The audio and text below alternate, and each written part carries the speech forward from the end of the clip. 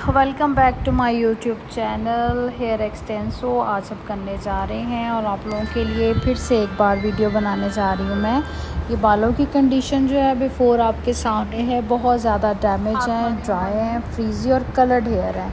हमने इन क्लाइंट को बहुत कहा है कि आप नीचे से ट्रिमिंग करा लें, लेकिन वो इस चीज़ पे नहीं इत्तेफाक कर रही कि वो ट्रिमिंग कराएं और कटिंग बल्कि होनी चाहिए इनकी 5-6 इंचज़ और सारा बाल जो है वो डाई होके होना चाहिए। लेकिन इन क्लाइंट की रिक्वायरमेंट है कि मैंने ऐसे बालों पे ही रिबॉन्डिंग करानी है, तो ये रिबॉन्डिंग कराने आई थी। तो मैंने इनसे कहा कि आप एक्सटेंसो करा लीजिए ताकि वो रिबॉन्डिंग से थोड़ा कम डैमेज करेगा बालों को, क्योंकि बाल बहुत ज़्यादा ड्राई और फ्रीजी हैं एंड तो इसको बिल्कुल डेड है ना। तो ये हम करने जा रहे हैं यहाँ पे एक्सटेंसो लॉरियल का ही, क्योंकि आप सबको पता है जैसा कि एक्सटेंसो सिर्फ लॉरियल का ही आता है। 3 किस्म का, सेंसिटिव हेयर का, नॉर्मल का और स्ट्रॉन्ग हेयर का। ठीक है, ये नॉर्मल हेयर वाला जो हेयर एक्सटेंसो है वो हम इन क्लाइंट के बालों पे करेंगे, क्योंकि स्ट्रॉन्ग वाला तो बिल्कुल भी काम नहीं करेगा और सेंसिटिव वाला होता है स्ट्रीक्स और डाई वाले बालों के लिए। तो मैंने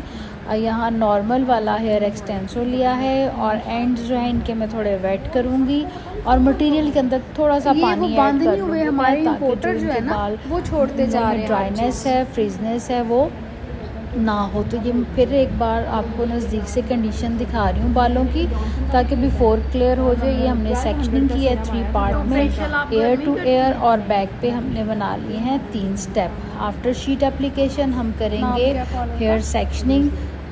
हेयर सेक्शनिंग बहुत मैटर करती है काम में, क्योंकि दरमियान वाला पार्ट जो है ये वेवी रह जाता है, इसलिए हम सबसे पहले जो मटेरियल है वो दरमियान वाले पार्ट पे लगा रहे हैं इनके।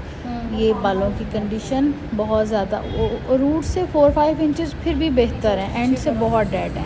अच्छा जी, ये अब हम लेंगे थोड़े थोड़े सेक्शन और रूट से हम 1 इंच छोड़ के सारा मटेरियल लगाते जाएंगे और फिंगर्स के साथ उसको ब्लेंड करते जाएंगे। ब्लेंड करने के बाद अगर हमें कंघी करने की ज़रूरत पड़ेगी तो हम इसको कंघी करते जाएंगे। सेक्शनिंग हम जैसा कि मैंने बताया, बैक पे हमने 3 सेक्शंस लिए हैं और सबसे पहले हम अप्लाई जो है एक्सटेंसो दरमियान वाले पार्ट में कर रहे हैं, क्योंकि दरमियान वाला पार्ट बहुत स्ट्रॉन्ग होता है। जब भी हम किसी के करें रिबॉन्डिंग एक्सटेंसो कुछ भी, तो अगर कोई इस किस्म की कंप्लेंट आती है तो वो बालों के दरमियान से आती है। असल में हम दरमियान में पार्टीशन कर लेते हैं हाफ, तो वो एप्लीकेशन में कुछ प्रॉब्लम रह जाती है, तो वहाँ पे मसला आता है।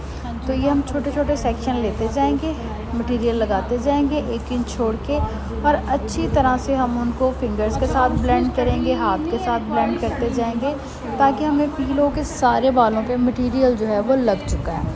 अब हम इसी तरह स्टेप बाय स्टेप जो है वो सेक्शन लेते जाएंगे और उनके ऊपर एक्सटेंसो का नॉर्मल हेयर वाला मटेरियल लगाते जाएंगे रूट से 1 इंच छोड़ के। और इस तरह अगर हम नीचे हाथ रख के लगाएं तो मटेरियल कम लगता है और अप्लाई भी बहुत अच्छा होता है। फिर फिंगर के साथ जब हम ब्लेंड करते हैं तो प्रोडक्ट की एप्लीकेशन जो है वो और अच्छी तरह से हो जाती है। और जब हम इस तरह से हाथों के साथ उसको ब्लेंड करते हैं तो जो थोड़ी बहुत कमी बेशी अगर रह जाए खुदा ना ख्वास्ता, तो वो भी इस तरह से जो है सारे बालों पे अप्लाई हो जाता है। तो मिड पार्ट में अप्लाई करने के बाद हम करेंगे साइड वाले सेक्शन पे अप्लाई। इस तरह से हमने अप्लाई किया है साइड वाले सेक्शन पे और उसको ब्लेंड करते जाएंगे अच्छी तरह से, ताकि जो प्रोडक्ट है वो पेनिट्रेट हो जाए अच्छी तरह से बालों में, क्योंकि क्यूटिकल का ओपन होंगे। ये जो फर्स्ट होता है इसका फर्स्ट क्रीम होती है, ये बालों के क्यूटिकल को ओपन करके इसका बॉन्ड जो है वो तोड़ती है। बॉन्ड तोड़ने के बाद फिर जो अगला न्यूट्रलाइज होता है वो इसको न्यूट्रलाइज़र होता है वो इसको फिक्स करता है। तो जो फर्स्ट एप्लीकेशन है क्रीम की, ये हमने बहुत अच्छे तरीके से करनी है ताकि हमें पता चल जाए कि सारे बालों पे अच्छी तरह से मटेरियल लग गया है। ब्लेंडिंग बहुत अच्छे तरीके से करनी है, क्योंकि जितनी अच्छी ब्लेंडिंग होगी रिज़ल्ट उतना अच्छा है आएगा। ये हमने इस तरह से पहले मिड में, फिर साइड्स वाले पार्ट पे मटेरियल लगाया है एक साइड पे, फिर दूसरी साइड पे, फिर जो हमने फ्रंट पे एयर टू एयर सेक्शन छोड़ा था उस पर मटेरियल लगाया है। तो ये अब हमने सारे बालों पे जो है एक्सटेंसो का मटेरियल नॉर्मल हेयर वाला वो अप्लाई कर लिया हुआ है। तो ये हमने सारे बालों पे जो मटेरियल अप्लाई किया है वो रूट से हमने छोड़ के लगाया है, क्योंकि अगर आप रूट्स के अंदर ये लगाएंगे तो रूट डैमेज हो जाएगा और क्लाइंट को हेयर फॉल स्टार्ट हो जाएगा। अच्छा, एक और बात मैं आपके साथ शेयर करूँगी। क्लाइंट कहते हैं जी हमने फ़लाँ जगह से एक्सटेंसो कराया, हमारा हेयर फॉल स्टार्ट हो गया, फ़लाँ जगह से कराया। ऐसा बिल्कुल नहीं होता। असल में जो आफ्टर केयर होती है, शैम्पू कंडीशनर, क्लाइंट क्या करता है, शैम्पू तो हम रूट्स में अप्लाई करते ही हैं, तो वो कंडीशनर को भी रूट्स पे लगाना शुरू कर देता है ताकि उनके बाल रूट से लेके एंड तक स्ट्रेट रहें। तो जो कंडीशनर होता है, याद रखें, वो रूट्स को डैमेज करता है। रूट्स में कभी आपका कंडीशनर जो है वो नहीं लगना चाहिए। हेयर फॉल क्लाइंट को तब स्टार्ट होता है जब वो रूट के अंदर कंडीशनर अप्लाई करना शुरू कर देता है। रूट के अंदर अगर अप्लाई होता है तो सिर्फ कंडीशनिंग मास्क। अच्छा जी, जब हमारा 35 मिनट्स हो जाएंगे, 35-40 मिनट, तो हम बालों में सर के डिफरेंट पार्ट से थोड़े थोड़े बाल लेंगे और उनकी इलास्टिसिटी चेक करते जाएंगे। याद रखिए, एक बाल की इलास्टिसिटी आपने नहीं चेक करनी होती है। 2-3 बाल हों तो वो आपने लेके फिंगर पे ट्विस्ट करके उसको थोड़ा सा खींच के तो छोड़ना है। अगर आपका बाल ब्रेक हो जाए तो इसका मतलब है अभी प्रोडक्ट ने बॉन्ड नहीं तोड़ा, और अगर उसमें फ्लेक्सिबिलिटी आ जाए तो फिर इसका मतलब है प्रोडक्ट अपना काम कर चुकी है और अब हमारा वॉश का टाइम हो चुका है। तो ये हमने जब भी इलास्टिसिटी चेक करनी है, सर के किसी एक एरिया से नहीं करनी है, आपने सर के हर एरिया से थोड़े थोड़े बाल लेके चेक करने हैं। होता ये है कि अक्सर एक पार्ट में रिज़ल्ट आ जाता है, दूसरे में नहीं आता, दूसरे में आ जाता है, तीसरे में नहीं आता। तो आपने सर के सारे पार्ट से सेक्शन लेने हैं और उनकी इलास्टिसिटी चेक करनी है इस तरीके से, जैसे मैं थोड़े थोड़े बाल ले रही हूँ सर के हर साइड से और इनकी इलास्टिसिटी चेक कर रही हूँ। अगर तो इनमें फ्लेक्सिबिलिटी आ जाए तो इसका मतलब है हमारी प्रोडक्ट अपना काम कर चुकी है। तो अब हम सारा जो मटेरियल है एक्सटेंसो का वो रिंस आउट करेंगे अच्छे तरीके के साथ। सारा सर से हम वो निकाल लेंगे मटेरियल जो लगाया हुआ है। याद रखें, ज़रा भी एक्सटेंसो का या रिबॉन्डिंग कुछ भी आप कर रहे हैं तो उसका मटेरियल ज़रा भी बालों में नहीं रहना चाहिए। और जब आप वॉश कर रहे हैं हेड वॉशर पे, तो जो इसका मटेरियल वाला पानी है वो ये ना हो एंड पे इकट्ठा हो जाए। जैसे ये देखें, मटेरियल भी पानी से इस तरह निकल के पानी के अंदर ही रहता है और हमारे एंड जो होते हैं वो पानी के अंदर होते हैं। तो वो मटेरियल वाला पानी जब एंड्स पे लगता है, बाल जो है वो डैमेज हो जाते हैं। तो आपने इस चीज़ का ख़ास ख्याल करना है कि जो पानी है वो एंड पे इकट्ठा ना हो, ताकि हमारे बालों के जो एंड हैं वो डेड ना हो। तो जब हमारा सारा मटेरियल अच्छे तरीके से वॉश हो जाएगा, यानी कि जो जितनी क्रीम है वो सारी निकल जाएगी। ये मैंने इसके ऊपर से शावर उतार लिया है क्योंकि शावर जो है वो बहुत फ्लो में आता है और सारा इस तरह फैलता है। ये फेस पे छींटे पड़ती हैं साइड्स पे, तो मैंने इसका शावर उतार के इसका वॉश कर रही हूँ क्योंकि मैं बहुत ध्यान से एक्सटेंसो का रिबॉन्डिंग का हेयर वॉश करती हूँ इस स्टेप में। तो ये जी हमने सारा मटेरियल जब अच्छी तरह निकाल लेना है तो हमने हेयर मास्क लेना है कोई भी अच्छा, या आप प्रेमिजी की रीजनल क्रीम ले लीजिए। अगर आपके पास हेयर मास्क नहीं है तो वो हमने सारा मटेरियल निकालने के बाद वो हेयर मास्क या प्रेमिजी कंपनी की रीजनल क्रीम जो है वो सारे बालों पे अप्लाई कर देनी है। एप्लीकेशन का तरीका ये होता है, पहले हम हाथों पे ब्लेंड करके नेक से लेके एंड तक अप्लाई करेंगे, यानी कि बालों के नीचे वाले पार्ट पे। लोग जो है वो ऊपर को फोकस करते हैं और नीचे वाले एरिया को इग्नोर कर देते हैं। हालांकि सबसे ज़्यादा ज़रूरी है ये वाला पार्ट। इसके ऊपर हम लगा रहे हैं प्रेमिजी की रीजनल क्रीम और फिर हम लगाएंगे एंड्स के ऊपर। जब हमें फ़ील हो जाए कि यहाँ लग गई है, फिर हम थोड़ा मटेरियल लेंगे और जो फ्रंट वाले बाल हैं इन पे यूँ अप्लाई कर देंगे सारा। ये याद रखें कि रूट्स के अंदर पेनिट्रेट नहीं करना आपने मटेरियल, बस आपने ऊपर ऊपर लगाना होता है। जैसे हम शैम्पू को फिंगर टिप के साथ मल्सिफाई करते हैं, आपने क्रीम को, कंडीशनर को या इसकी रीजनल क्रीम को बिल्कुल भी ऐसे नहीं करना। तो ये जी हमने सारा अप्लाई कर लिया। अप्लाई करने के बाद हम 5 मिनट्स के लिए वेट करेंगे। आफ्टर एप्लीकेशन रीजनल क्रीम फिर उसको वॉश कर लेंगे। वॉश करने के बाद हम बालों को अच्छी तरह से ड्राई करेंगे ताकि बालों में ज़रा भी नमी ना रह जाए। अगर नमी रह जाएगी, एक तो आयरन करने में प्रॉब्लम आती है और दूसरा बालों में वेव आ जाता है। तो हमने अच्छे तरीके से बालों को जो है वो ड्राई करना है। ताकि ज़रा भी नमी ना रह जाए। जब हम ये बालों का आफ्टर ड्राई बालों की ये कंडीशन होती है क्योंकि इसका बॉन्ड टूटा हुआ है, तो ये बाल इस तरह से आपको फूले हुए फील होंगे।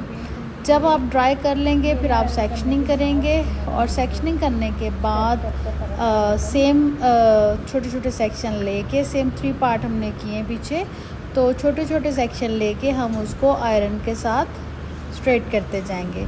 जो स्ट्रेटनिंग प्रोसीजर है वो आपका बहुत अच्छा होना चाहिए कि बालों में ज़रा भी नमी ना रहे और कहीं भी वेव ना रहे, क्योंकि इसकी स्ट्रेटनिंग पे भी बहुत इसका अमल दखल होता है। ये देखें एंड तो इनके डेड हैं ऑलरेडी और बहुत ज़्यादा ड्राई फ्रीजी हैं, लेकिन क्या करें, हमने क्लाइंट की बात माननी होती है, तो हमने उसके हिसाब से क्लाइंट के हिसाब से उनका काम करना होता है। गाइड करना हमारा फ़र्ज़ है। अगर क्लाइंट हमारी बात मान ले तो वो फ़ायदे में रहता है और अगर ना माने तो फिर हमें उनकी बात माननी पड़ती है।